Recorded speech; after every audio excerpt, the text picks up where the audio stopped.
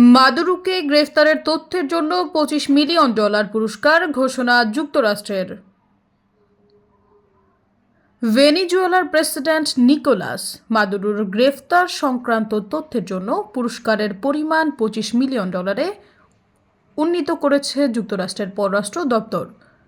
নির্বাচনের প্রায় 5 মাস পর শুক্রবার 10 জানুয়ারি আনুষ্ঠানিকভাবে শপথ নিয়েছেন মাদুরো। শপথ দিতে যাওয়ার প্রতিবাদে বৃহস্পতিবার রাজধানী কারাকাসে বিক্ষোভ সমাবেশের আয়োজনও করা হয়েছিল। শুক্রবার বিতর্কিত নির্বাচনের মাধ্যমে মাদুরো তৃতীয় মেয়াদের জন্য প্রেসিডেন্ট হিসেবে শপথ নেওয়ার পর এই পুরস্কারের পরিমাণ বাড়ায় যুক্তরাষ্ট্র। এর আগে পুরস্কার ছিল $15 মিলিয়ন। মাদুরো ছাড়াও ভেনেজুয়েলার স্বরাষ্ট্রমন্ত্রী দিওসদাদো ক্যাবেলোর গ্রেফতার বা দোষী সাব্যস্ত করার জন্য পুরস্কার ঘোষণা করেছে আমেরিকা।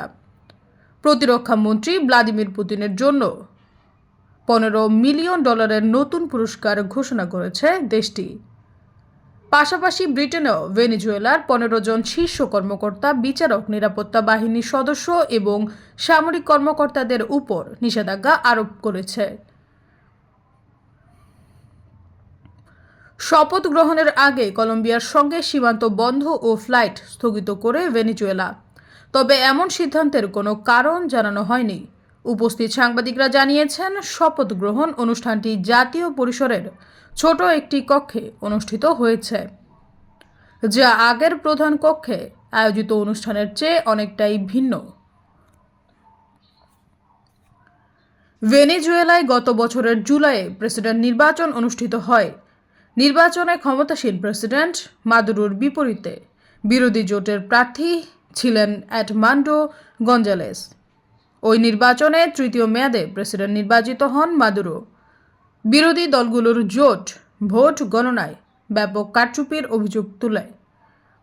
আন্তর্জাতিক সম্প্রদায় এবং ভেনেজুয়েলার বিরোধী নেতাদের পক্ষ থেকে অভিযোগের আড়ালে অভিষেক অনুষ্ঠানটি হয়েছিল।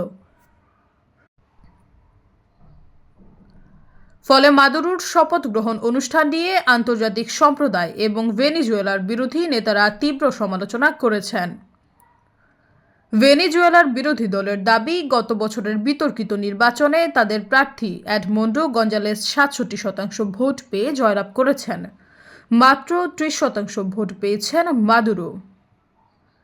স্বতন্ত্র পর্যবেক্ষক সংস্থা কার্টার সেন্টার এবং কলম্বিয়ার ইলেকটোরাল মিশন, এমনকি CNN এর বিশ্লেষণ অনুযায়ী বিরোধীদের দাবিকৃত ফলাফল সঠিক। গঞ্জালেসকে বৈধ প্রেসিডেন্ট হিসেবে স্বীকৃতি দিয়েছে যুক্তরাষ্ট্র সহ কয়েকটি দেশ। দেশটির পররাষ্ট্র সচিব ডেভিড লেমি মাদুরোর শাসনকে প্রতারণামূলক বলে বর্ণনা করেছেন। শুক্রবার EU বলেছে তারা ভেনেজুয়েলার বিরুদ্ধে নিষেধাজ্ঞামূলক ব্যবস্থা বাড়িয়ে দিচ্ছে। কানাডাও নতুন নিষেধাজ্ঞা আরোপ করছে, যাকে পররাষ্ট্রমন্ত্রী মেলানি জোলি মাদুরোর নির্লজ্জ কর্মকাণ্ড বলে অভিহিত করেছেন। জোলি বলেছেন, কানাডা গণতান্ত্রিক প্রক্রিয়ায় ক্ষয় বা তাদের অধিকার পেতে চাওয়া নাগরিকদের এমন দমন সহ্য করবে না। মাদুরো এবং তার সরকার বারবার পশ্চিমা দেশ এবং বিরোধী নেতাদের করা অনেক অভিযোগের নিন্দা করেছে। এদিকে মাদুরো সরকারের বিরুদ্ধে বিক্ষোভের নেতৃত্ব দেওয়া বিরোধী দলীয় নেতা মারিয়া করিনা মাচাদোকে আটক করায় বৃহস্পতিবার হুঁশিয়ারি দিয়ে ট্রাম্প বলেন, বিরোধী নেতা মারিয়া ও প্রেসিডেন্ট প্রার্থী এডমান্ডো গঞ্জালেসের যেন কোনো ক্ষতি না করা হয়। Syeda Faria, BVC news 24।